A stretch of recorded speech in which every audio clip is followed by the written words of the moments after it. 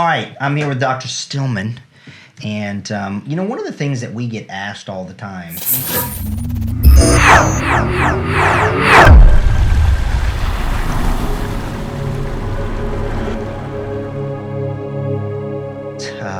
As you may or may not know out there, principally Dr. Stillman and I met because I have a preceptorship training program. I train other integrative and functional medicine physicians from around the world. And, of course, Dr. Stillman's gone through that training with me. Mm-hmm. It's pretty awesome sauce. It's a wonderful training. Saved you from the medical world. Oh, my gosh. And so many other things. I love to tell you, I brought you back to that time. Oh, it's so good to be out of that noise and confusion. It's terrible, terrible. Yep. Well, the thing is inevitably, I have a bunch of patients ask this too, because in the world today, people are bombarded with, like you were just saying, the noise and confusion of the info space. That's a thing that we use in Balanced Protocol to describe what's out there for everybody, steering those who want to relieve themselves of chronic illness, dare we say disease, complaints, symptoms, and that kind of fun stuff. And in man's quest for relief of disease, the thing about it is people oftentimes forget that there are certain things that must be understood in order to have a snowball's chance to really resolve anything. And everybody out there in the digital marketing space wants to really overly simplify it into their solution. But people would say, well, hey, Dr. Beck, Dr. Stillman, isn't that what you're wanting to do, is distill it down into your solution? Well, yes, truth be told. But here's the difference, though. The difference is there is a framework, there is a method of approach that allows us to determine what is the correct one for you independently. It's not like a solution, like this is the keto diet. And people say, well, keto is good for cancer and weight loss and metabolic health and anti-aging, right? You hear all that as well? And it's insane. Only every day. Only every day?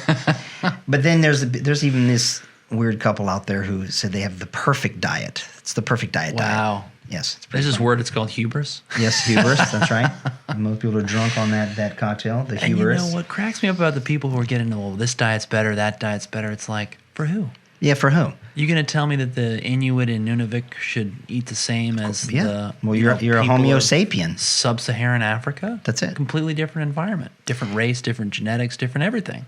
Yeah, and that's the problem. Right. And so then what happens is people say, well, the Mediterranean diet, the Ornish method, I love it right? when you say that. They go, well, plant-based. And then you have the carnivores. Well, they'll have their whole shtick. Well, carnivores plant-based. That's correct. Because the cows eat the grass. That's right, animals. I only eat plant-based animals. I'm a plant-based dietitian. And we laugh at this because all of those are clinical, useful constructs. Mm-hmm. There's a time and a place and a patient for the carnivore, for the keto, for the Mediterranean, for the vegan, the blasphemy. And they're like, that's right. And they all have the moral high ground. I know. We have to pick on you vegans. It's okay. The thing is all those have a clinical need. So do some of the other variants, right? So people complicated starving and call it intermittent fasting.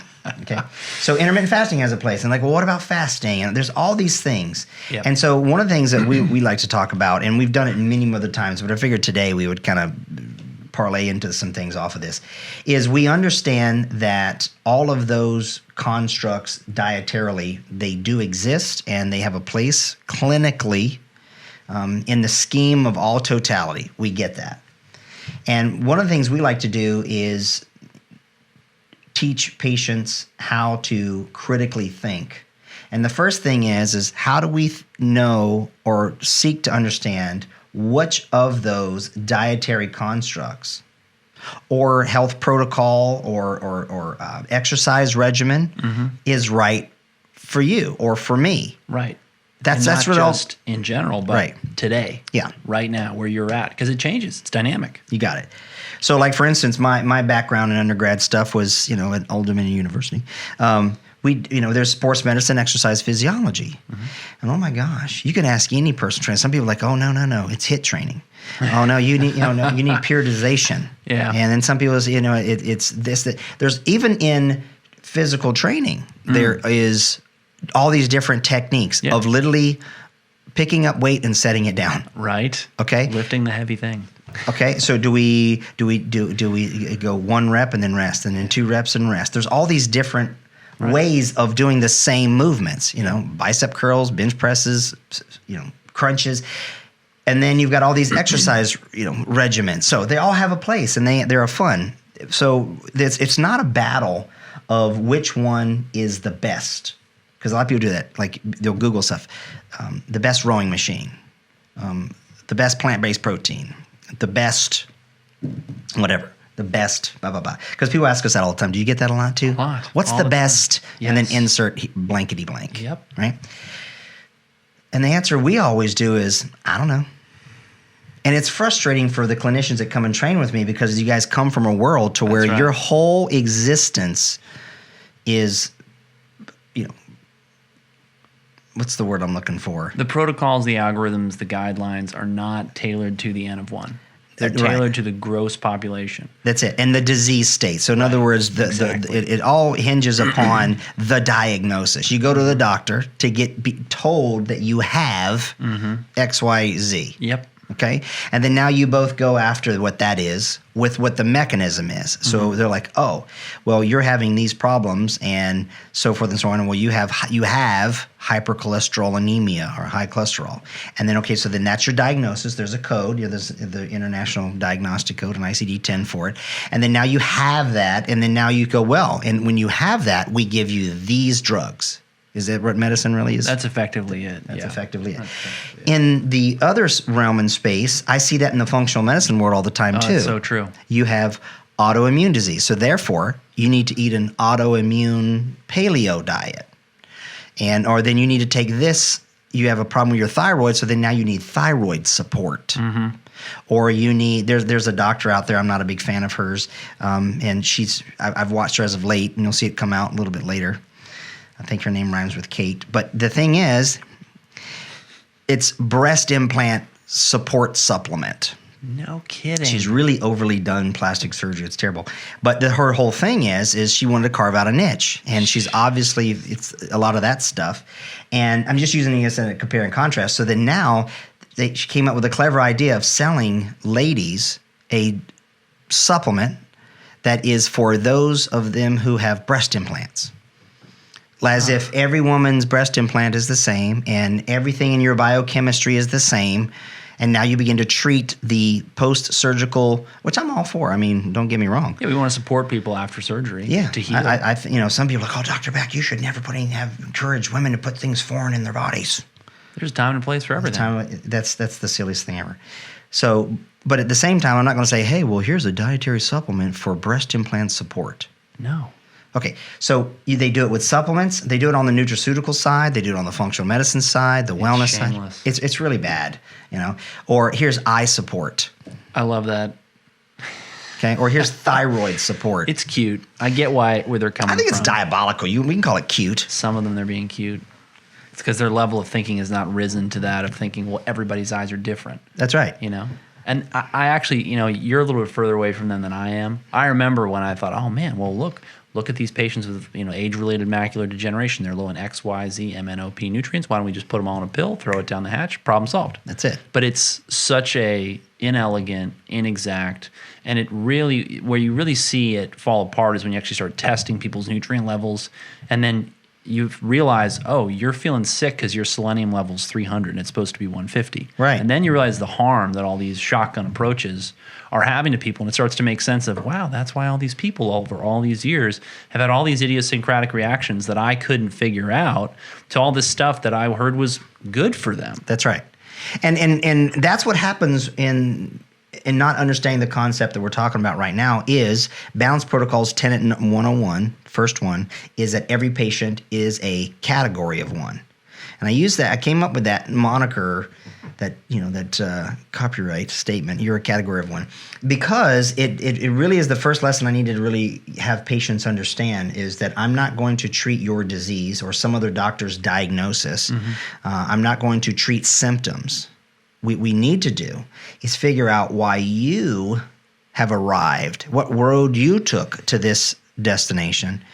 And how do you get back home? In other words, how do you reverse that? And the only way to do it is to know what separates you from everybody else. You can't treat Hashimoto's. There's no such thing as a Hashimoto's diet. There's no such thing as a Hashimoto's supplement, right? That just is empty barrel. But there are going to be people out there say, well, I took such and such as whatever, and I feel better. Okay, great. Yeah. You know what I mean? You could probably do like that movie Idiocracy, and you could probably water the lawn, with Mountain Dew for a while. Oh man, and it would be fine. But after a while, the plants would die because it got the water at first, but then too much of the chemicals would change it. Mm-hmm. So I don't get it. I don't deny anybody's N=1 experiment, if you will. To try different things. But one of the big things that we like to always come back to and do more of these discussions is that if you ever want to start into having any chance at all of ever resolving something that that is different for you, you have to realize that you're a category of 1. And not everybody arrived to that same diagnosis as you. Not everybody's fatigue is the same.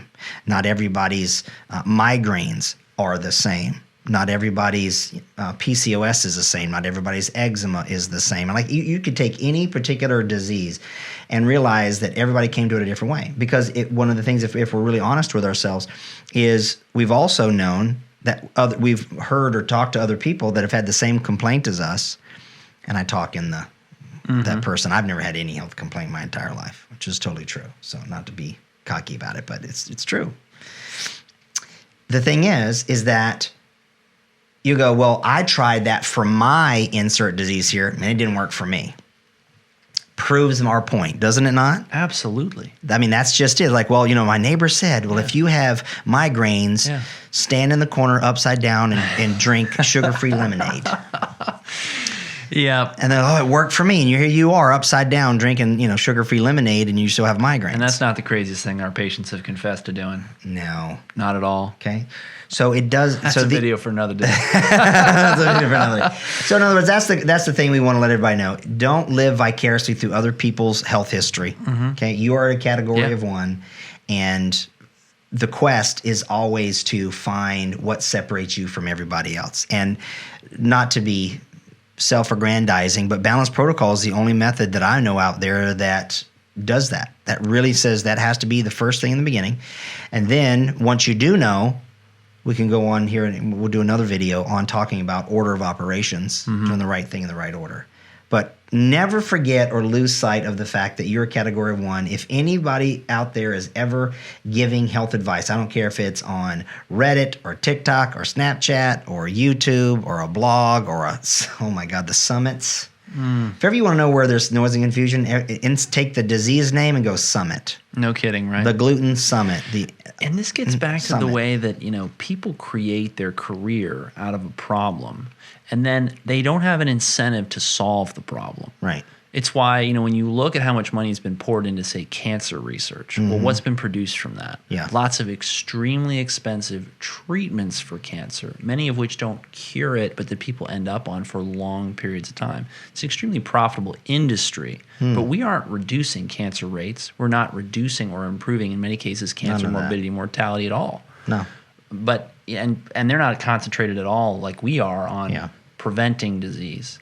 Focusing on, well, what are the risk factors that you're facing right now? What's in your labs right now that sets you up for cancer tomorrow, next year, 10 years from now? Particularly the kinds that, run in families. People come to us wanting some solace and some information. Am I going to live the life of my father or my mother, suffer from this disease that I watched really take a toll on them? There's so much we can actually do and measure and quantify so that you can hopefully avoid that fate. Right. And that's a great thing. Like the cancer, that's a perfect example. So like out there in the, the holistic world, which is code for taking a whole list of supposed cures and remedies, they talk about cancer. It's like, oh, this is anti-cancer. It is such a... I'm like, hold on a second, cancer? Oversimplification. Right? So a sarcoma, a lymphoma, Lord help you if you have a teratoma. And I'm going, oh, I say, okay, cancer. So, it cures cancer. They say, well, baking soda cures cancer. Lemon juice cures cancer. Black cumin seed oil cures just need cancer. more celery juice. That's right. You need, because, the medical medium whack job guy will tell you just celery does everything. Boy, have we seen that mess people up. Oh, it does, right? I know. You can't say, well, a healthy thing is good. Well, if you're drinking a gallon a day, I think that changes stuff. Like, water's good. Healthy, remineralized water, drunk from a fire hose. Yeah, how's that work for you? So the point is, like with cancer, I tell people you can't go say that any herb or nutrient or drug cures cancer or treats cancer or prevents cancer, because cancer is like saying, curtains. You talking about the old orange wagon wheel curtains of the 70s? Or are we talking about the cool ones I have in our sound studio? My point is this. You can't tell me that a cancer, there's no such thing as cancer, there's cancers. Mm-hmm. Cancer, something like a teratoma. And if you don't know what a teratoma is, these are tumors that are so amazing to me. It still blows my mind. You'll cut open the body, boom, it'll be in the abdomen, you have a teratoma, they find it, and there's a tooth growing in there. Disgusting. A tooth growing in your abdomen. It's not like one left your mouth and one in there, but these cells are so crazy. You grow a tooth. And then oftentimes, not just a tooth, there's hair in there too. You're growing It's disgusting. a teratoma. That's funny. So that's a cancer. So you can't tell me that there's apricot seed pits cure cancer like it's the one thing. Now, do they have their place clinically? They do. Right. They do. So it all comes back, and we'll leave you with this. You are a category of one. Your so-called disease, your diagnosis that you supposedly had is not the same as another person with the same diagnosis. And if ever you want to resolve or free yourself of those things, you have to stay away by using the litmus test is, does this person seek to find out and separate what is my current state of affairs from everybody else who has the same one?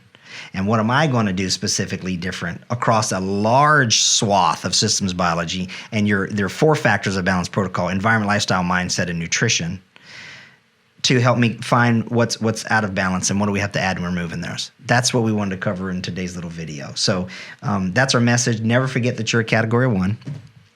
You arrived at where you have with your own independent story, and it has to be unraveled and determined. And so in our next video, we're going to talk about the next principle that we use to do that. So hopefully we'll see you in the next video when we talk about Q square, M square.